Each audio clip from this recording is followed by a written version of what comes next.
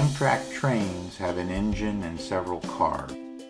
This video is about tips if you're traveling coach, especially overnight. Amtrak has basically two types of trains, a single level train and a double-decker train. Hello. Hi. So we travel a lot, George and I, and you may have seen our videos about airline travel and in Europe and in Trains in Europe. Yep, and trains in Europe. But we don't travel by train long distances in the U.S. very much, or at all yet, right? Right. But we just did a trip to New York, and we did pretty well as far as packing and having the things we needed, and because it ended up being a 58-hour trip instead of 26. So, but we did great. So we wanted to share some of the things we learned and some of the tips we have to make your next train trip comfortable and enjoyable.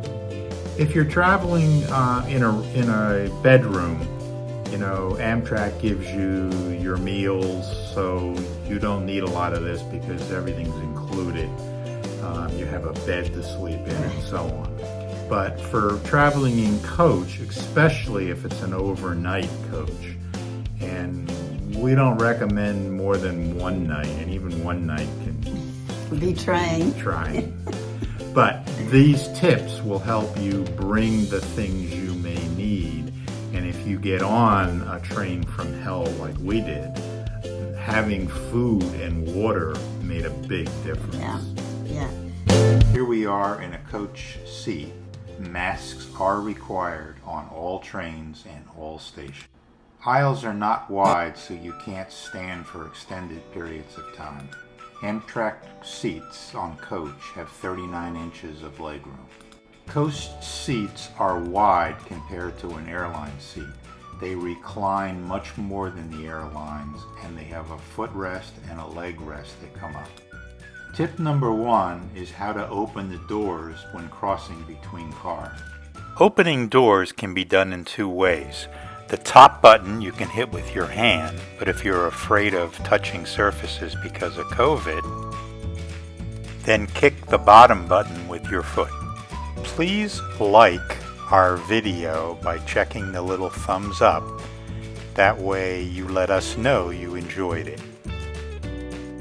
Please subscribe by hitting the subscribe button, then the bell, and all. This will ensure that you get all of our new videos. Tip number 2 is how to choose your seat. Windows are long and cover 2 different rows. Choosing an emergency exit gives you more room. Also, if you see the seat here, sitting to the back of the window, you have a view ahead. If you were in the seat in front here, you wouldn't have as much a view as there is a divider that blocks your view.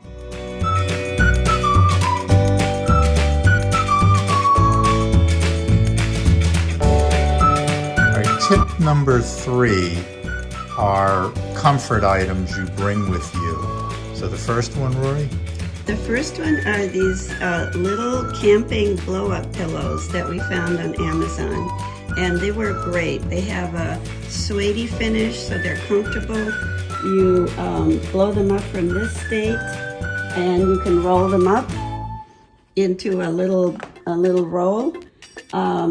They were so they don't great. take a lot of room in your backpack. Yeah, and you can get rid of them as soon as you don't need them. If you're a light sleeper and you don't need light, you can't sleep with light, bring your eye covers. This is actually a flannel sheet. And the reason we brought it is that you don't know on the trains if it's going to be cold or hot. And so you have to be prepared to be comfortable. So we just took a flannel sheet because it doesn't slide off you. You can roll it up easily and carry it, attached to your backpack or in a bag. And it was very comfortable with the pillows and the little flannel sheet. Tip number 4 is food and water and drinks that you want to bring on board. Amtrak does not allow you to bring alcoholic beverages in coach, but you can buy them on board. Right, and so we bring the to-go cups filled with ice water, so we have that always with us. We bring, of course, your favorite snacks, but they're easy to pack and don't spill. But we were very grateful on this trip that we had a lot of snacks, because in coach, first of all, they don't give you food, you have to get it at the cafe. And secondly, because the trip was so extended, they ran out of everything, but we had plenty in our bag. And you can use a reusable folding bag like this one, if you like. Or we just used a heavy plastic shopping bag. But it's nice to be able to get rid of it once you've eaten everything that you brought with you. And most of these snacks are from the dollar store, so they don't cost a lot. Yep. You also may want to either go to a deli or make your own sandwiches and bring them on board for your first night's dinner or something. We did an omelet and made sandwiches out of it and took that on board. And that tasted so delicious when we'd been in our seats for a while. Tip number 5 are things that you use to clean your seat, especially during this COVID pandemic, and also what you might need to get your devices that you're bringing with you charged. You only have 2 plugs for the 2 seats. So we brought a USB plug which plugs into one of the 2, and this one gives us 6 USB chargers. And I brought a long cord because you don't want to be struggling with a short cord if you're trying to use your phone while it's plugged in. Don't bring a wireless charger unless you have the MagSafe, because the phone or the item you're charging will not stay on it with the movement of the train. This cord is important because the 2 electrical plugs are on next to the seat by the window. So if you're sitting in the aisle, your cord has to be able to stretch across to that seat. Yeah. And so we, when we first got to our seats, we wiped everything down carefully with wipes. Every time we went to the bathroom, of course, we washed our hands, but we also used this hand disinfectant very frequently. And throughout the trip, and this is required by Amtrak, we double masked. So, we would have a cloth mask and then an N95, but we were very careful to do that. And train personnel did check on people and make them put their mask on if they weren't eating and drinking. Yeah, and their policy is if you're caught either smoking on board, which is a no-no, or not wearing your mask, they can stop the train and eject you anywhere along. So you don't want to do that. Oh boy. Okay. Tip number 6 are entertainment things you need, like earpods. I brought my Apple AirPods Pro. They have noise canceling, which is really nice on the train. The train is noisy because it rattles and moves around a lot. And Rory? Well, I just brought my regular old earphones, which worked fine. And I did bring earplugs, but really only needed them when someone was talking very loudly for a long time, because you really don't need them for the train noise. It's not really intrusive or annoying. And then you might want to bring, if you play games, that you need some electric or electronic equipment for, you want to bring that.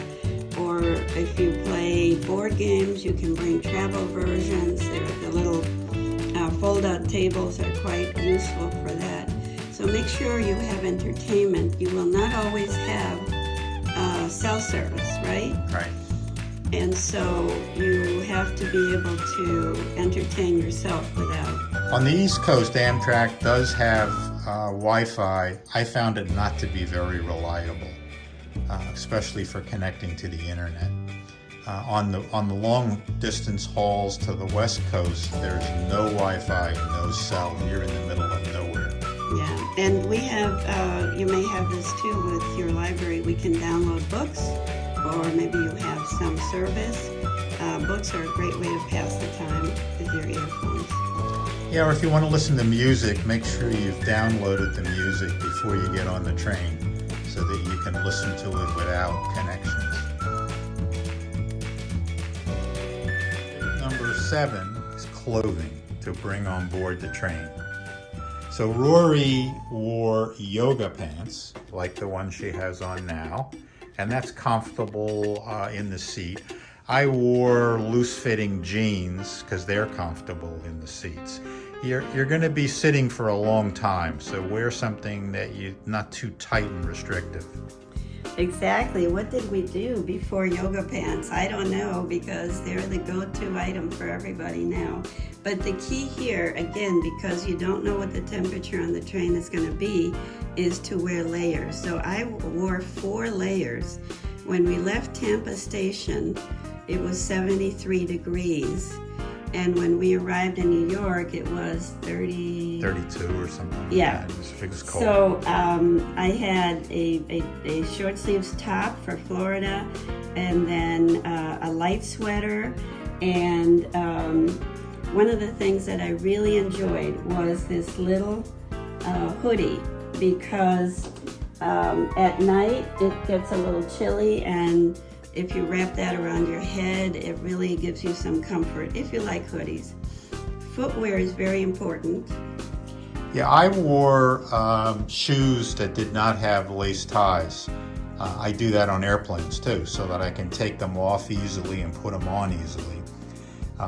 It's just so much more comfortable to be sitting in the seat in your stocking feet rather than with a shoe on all the time. If you go to the bathroom, Amtrak does not allow you to walk barefoot through the cars, and it's dangerous to cross cars in bare feet or slippers or socks or any of that stuff, because your foot could get caught between the cars. With a shoe, you're safe. And I chose this little pair of Keens because they have rubber on the bottom, which is nice, I hate to say it, for the bathroom. But they have soft tops, and I could get them off and on easily. So they were perfect for this, if you have something similar to that. And the thing to remember on the train, we found that during the day the temperature was quite nice. But at night, as the outside temperature drops, the train got cold. And that's when we used hoodies and our blanket. So this coat was one of the stars of the trip, and I'm so happy I found it. It's Calvin Klein, not very pricey. It was wonderful. It's heavy enough for a New York winter. It shed water because we got rained on a little bit. And you know what? It fits in this bag. And so I was able to roll it up and put it in the bag when we left Florida, and I didn't have to open it up again till we pulled into New York Station.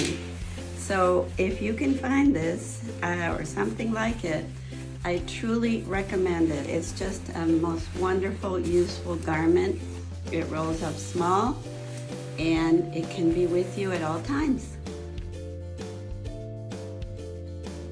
This is tip number 8, your backpack, suitcases. One thing I want to say about suitcases, I brought a medium-sized suitcase which had everything in it. You don't go through security like a airplane, so you can bring your toiletries, little scissors, those kinds of things with you. A little suitcase will fit in the rack above your seat. We kept it locked just in case. And if you have a large suitcase, you can check them with Amtrak.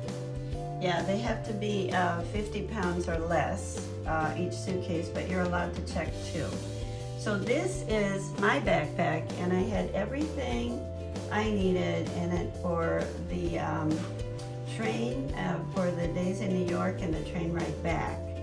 And I happen to be a little paranoid, so I brought my bike lock, and I was able to lock the backpack to the railing on top of our seats. Now, not every car has railings, so that may not work.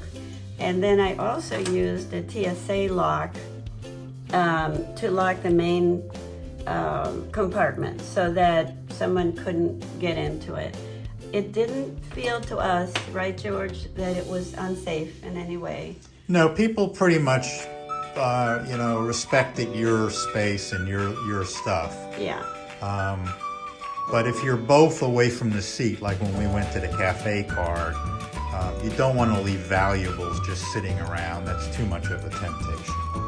And people are getting off and on often, so you may not be at your seat when the train is stopped. So anyway, just go with your level of comfort as far as security. And you could be walking a ways on the train. For us, we had to walk through 3 cars behind us to get to the cafe car, to buy coffee in the morning, to buy wine, to buy snacks. We hope you have enjoyed our channel. If you have, please hit the subscribe button below and the bell next to it so you get notified of new videos when they come out.